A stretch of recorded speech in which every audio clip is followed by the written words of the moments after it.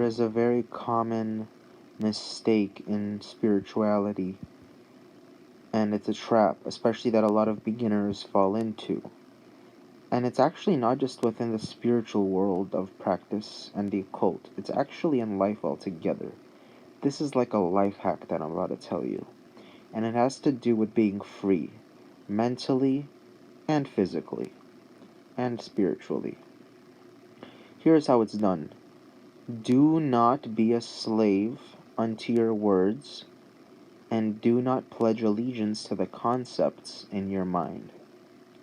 So if you want to make it into like a motto, a saying, which is on the screen right now, I am not a slave to my words, and I do not pledge allegiance to the concepts in my mind. What this means is that if I say something, I might have lied.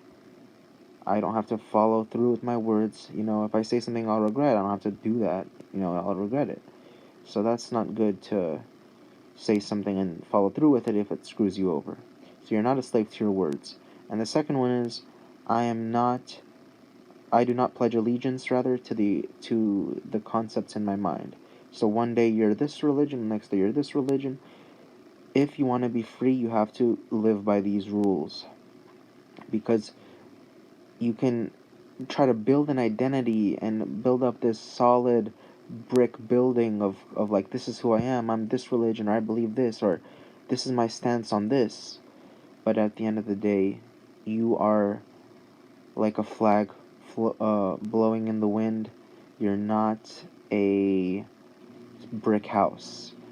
So trust me, do not be a slave unto your words, or at least know in your mind you're not a slave to your words. You don't have to do anything you say. You're not, a slave to your words. And you're not here to pledge allegiance to the own concepts in even your own mind. And this will give you ultimate freedom, because you're going to see yourself dancing with your words and free from your ideas. And it's a shame that a lot of people don't talk about this more, but it truly is powerful. Make this your motto.